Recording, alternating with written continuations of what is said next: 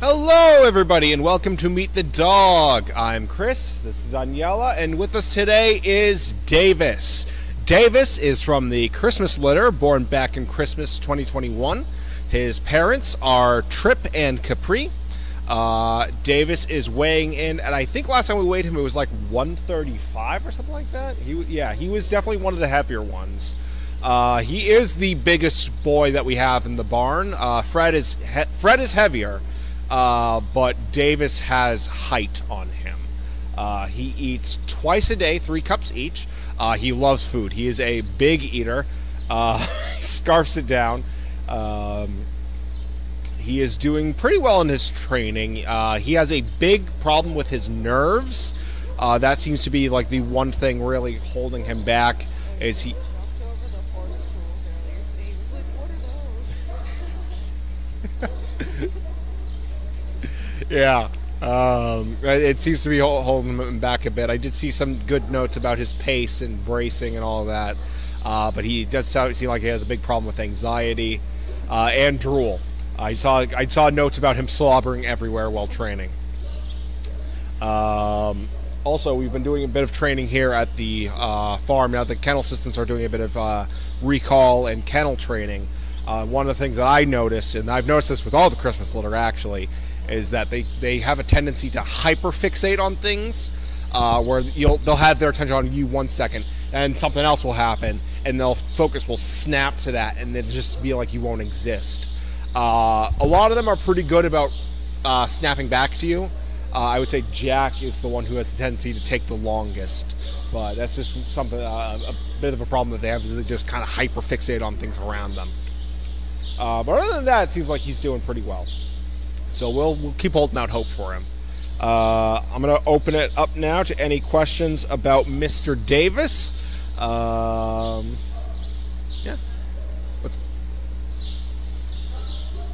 Hold on 1 second. Hold on 1 second.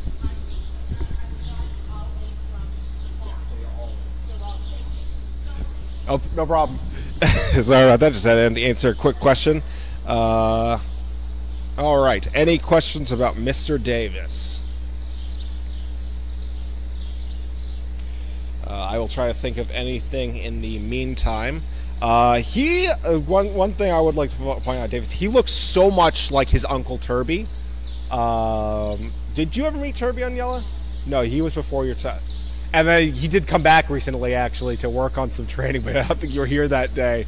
But we really got to see it then. Yeah, he looks so much like his Uncle Turby. How is he like his parents? That is from Crafty. I will say he definitely has his dad, Tripp's colors.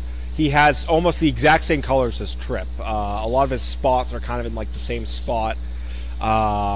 He's a bit of a whiner. Yeah, he's got the big head and the jowls. He's a little bit of a whiner. Definitely looks-wise, he definitely takes after his mom's side of the family. Like I said, I was just saying before I switched to the question, he looks a lot like his Uncle Turby.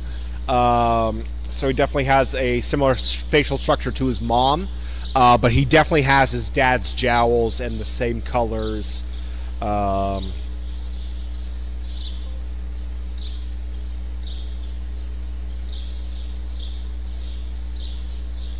So, and like, yes.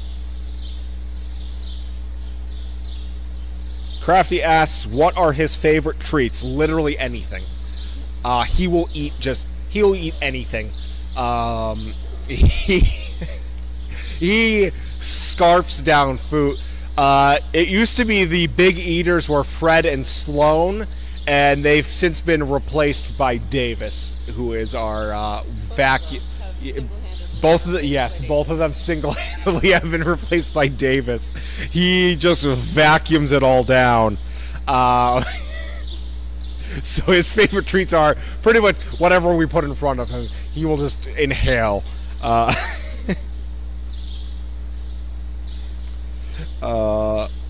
Amber asks, what things does he excel at besides eating? I saw some good... That's a really good question. Thank you, Amber. I did see some good notes about his pace and his bracing. Obviously, yeah. When he does pull a little bit sometimes when he gets excited, but when you do have his attention and he is focused on you and walking with you, he has very good pace. Obviously, he's very big, so he's very good for bracing. He's really got a good stature for that. His recall's pretty good. Like I was mentioning earlier, sometimes the Christmas litter tends to hyper focus on things around them, and you can lose them. But when you when you can correct them, when you recall them, they're usually very good about their recall and their kenneling up. Davis usually does a very good job recalling and kenneling up. Though I haven't done any actual recall training with him yet. I still need to do work on that with him. Though I can't imagine he's going to do too poorly.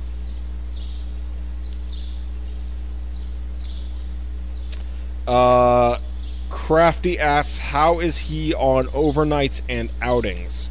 I know he's gone on a couple overnights, and I've heard very good things about those. He did very well on those. I don't know if he's gone on any any events. I'm not sure. I think he does tend to get a little bit nervous. Like I was mentioning earlier, he has a bit of anxiety, and unfortunately that causes him to drool like crazy. He is probably our worst slobber monster.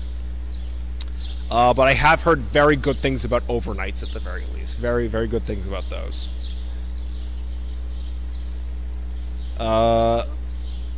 Ant GR asks, with whom does he like to play, and does he have a favorite trainer or caretaker? Yeah, Sister. He loves to play with Sister. The two of them have been together for a long time. When they first came down to the barn, it was when we started splitting the Christmas puppies up. Davis and Sister ended up together, and they were together for a long time, and that it still shows. They play together real well. I don't know if he has a favorite trainer or caretaker. Of course, I like to think that it's me. So I'm gonna go out on a limb and just say that, because right now no one here is here to stop me from saying that, right? Exactly.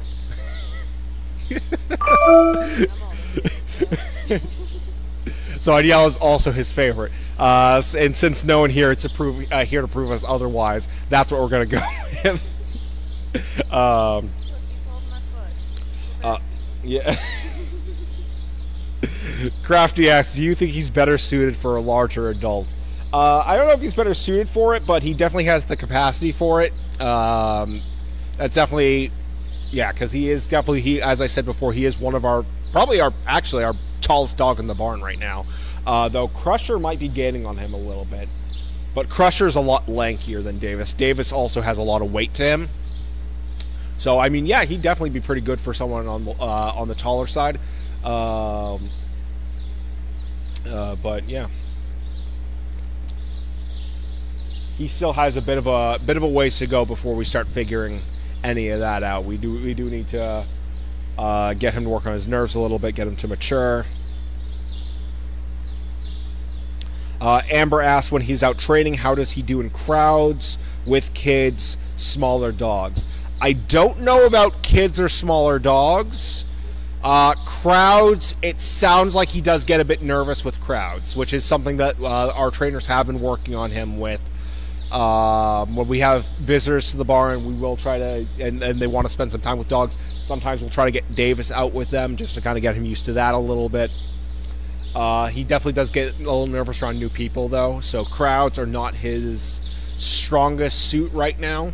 We are trying to work on that, though. I don't know about kids or smaller dogs, though. I have not heard anything that I can remember off the top of my head, I should say.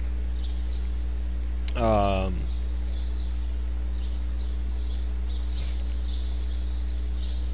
the? Oh. All right. Let's see. Yeah. Now you're settled down there. You're doing pretty well. Ain't that right? Yeah, he's chilling. Oh, you're not even holding. Oh, you're not even holding the leash. Okay. Good boy. Good boy, Davis. You're doing very well. That's a good weight. The only distraction there was is because I Yeah. Boy. All right. Any other questions about Mr. Davis?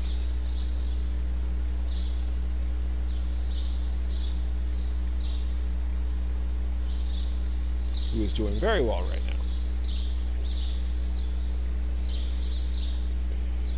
Yeah, Davis is definitely infamous around the barn for his slobber. Yes. Literally, we will change his water, and he will take a single sip of water, and we have to change it again because it just looks, it is destroyed. Absolutely destroyed. It's ruined water. No one's been able to figure out how to do that yet. Oh, yeah. I know. I have seen some others do that. There are definitely other dogs who've done that in the past. But yeah, he is. Oh boy, those jowls do a number on everything. No human has scientifically been able to ruin water permanently, except for Davis.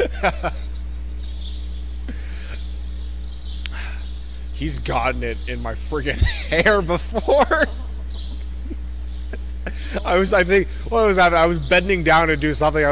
He was out. I must have been poop picking. All of a sudden, he just smears it all over my head, and I'm like, "Oh, this is fine. I needed something to put it in my hair to slick it back today." Yeah, thank you, buddy.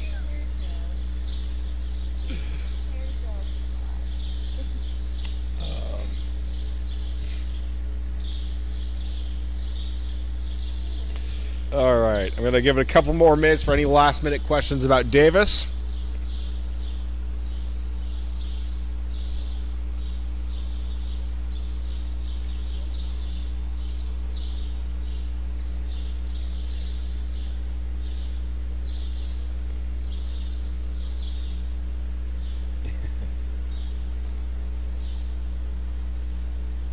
Well, Davis is getting some compliments. Cammy has said that he is handsome, and he sure is. He is a gorgeous dog. All the Christmas litter they're gorgeous dogs, real handsome. Amber asks, Davis is about 18 months old. How long does it usually take for a Great Dane to outgrow puppy brain? So it can really vary. I remember his uncles Turby, Keiko, Rambo, and Proxy. Three of them who went out as service dogs. One of them almost made it, but he ended up getting arthritis in their legs. But the four of them, they had puppy brain for almost the entire time that I worked with them. And I think that they were about 2 years old when it finally clicked for them. And when it clicked for them, they're doing fantastic. They are amazing service dogs. The three of them that became service dogs are doing real well. And then, of course, Rambo, who couldn't make it because of his arthritis. I mean, even he would have been amazing if it wasn't for that. So I mean, it can vary. And I mean, we have dogs who a lot earlier on it just snaps for them, and you're like, oh, they've outgrown it. So I'm holding out hope that he will outgrow it, and it'll kind of click for him like it did for his uncles. I'm hoping for the same thing with Jack and Wallace too, because they still can be a bit immature at times.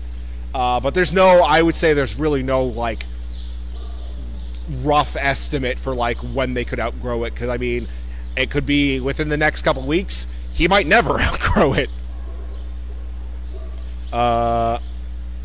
Crafty says his slobber water could fertilize the plants, and that he should do a kissing booth. And that second comment, I don't think I would wish on anyone.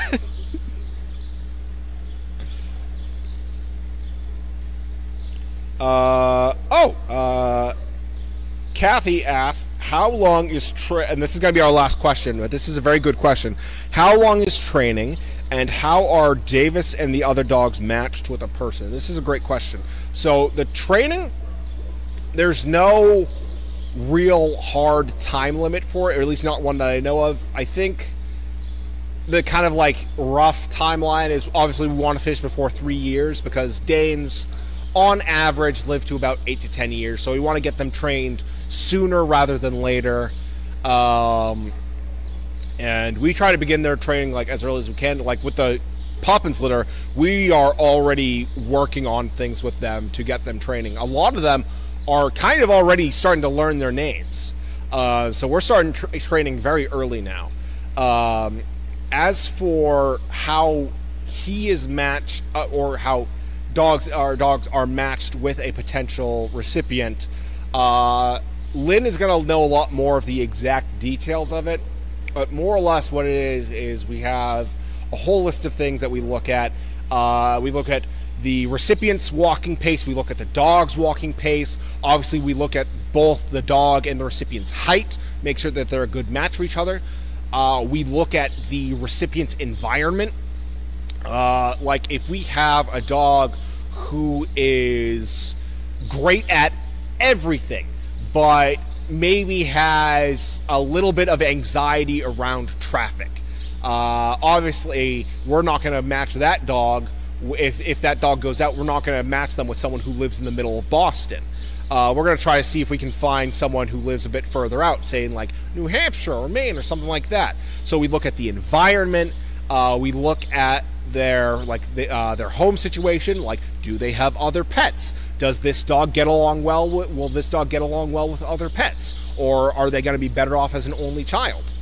So there's a whole lot of variables that we look at, and it's why the process can take a long time, because we really need to wait for the right match, because we don't want to be putting a dog out who is he is real bad at like traveling in cars or trains or anything like that, to someone who's going to be doing a lot of travel for their work. That's just not going to work out. That dog's going to be coming back to us within the month. So Lynn definitely has would have a better explanation for it, which you could definitely ask her that on Sunday. It's a wrap. But that's kind of like the general basic criteria that I know, is that we look at all these kind of different factors, and once we know that once we're confident that a dog it will do well as a service dog, and once we think we have found someone who will be a good match for them, that is when we bring them to meet each other, at which point they will be working one-on-one with the trainers to sort of make sure that they will work well together. If the recipient is a first-time recipient, we make sure that they know how to handle the Dane, that they know the commands. Obviously, if it is a second or third-time recipient, someone who has already had service dogs, obviously the process is not going to be as, or the matching process itself is not going to be as extensive, because at that point they already know a lot. So it's just really making sure that the recipient of the dog is used to each other. But we really try to make sure that everything works out before we send them on their way, because we don't want these dogs to come back. We want to make sure that they get out and that they are helping people, and that we never have to see them again. Yeah, he's just shedding everywhere. So it is a whole process. It's very extensive. It can take a while, but that's kind of what we need. It needs to be for it to make sure that it works. And honestly, we've been having some very good matches lately. So that was a very good question. I went on a bit of a tangent there. But thank you all for tuning in. We will be back next week with another dog. So everybody have a good night. All right.